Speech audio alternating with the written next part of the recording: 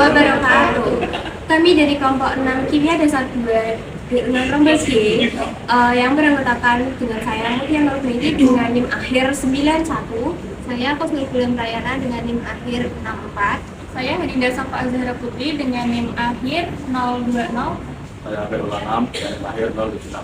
Di sini kelompok kami akan melakukan percobaan uji efektivitas air laut di Pantai Marina sebagai larutan elektrolit dan uji larutan elektrolit lainnya.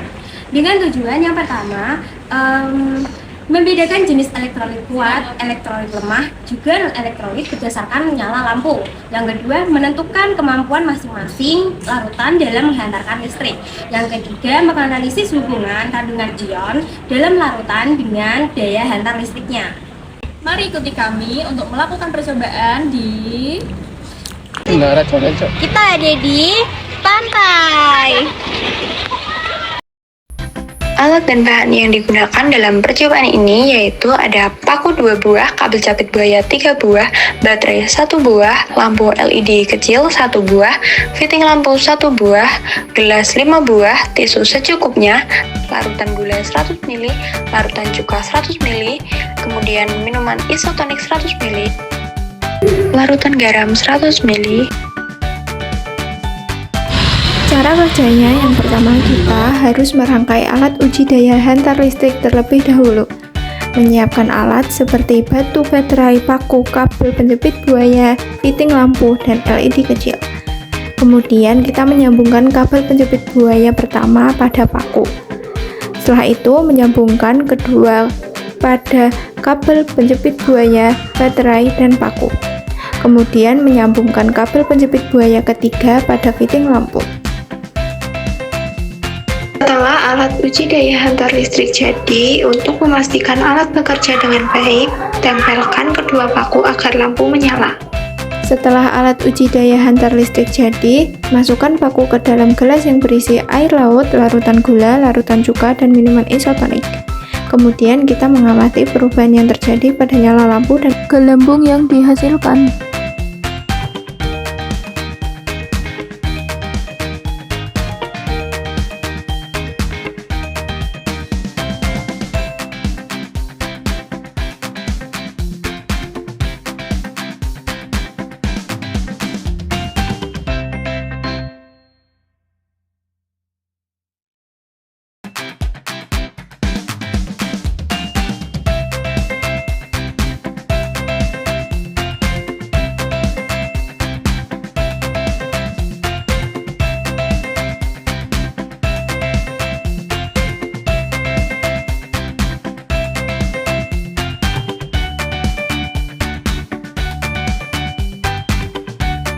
Kesimpulannya yaitu, berdasarkan nyala lampu, air laut dan air garam termasuk elektrolit kuat.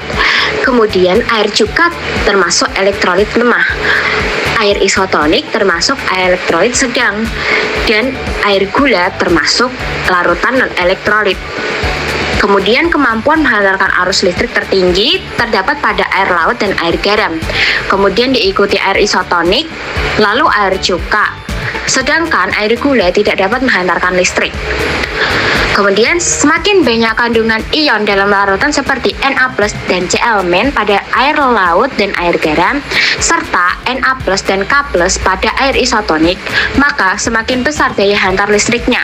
Sedangkan air cuka hanya menghasilkan sedikit ion, yaitu ion H+ dan H3CO-.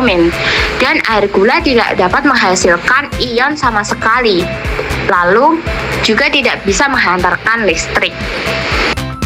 Terima kasih telah menyaksikan video dari kelompok 6. Sekian. Wassalamualaikum warahmatullahi wabarakatuh.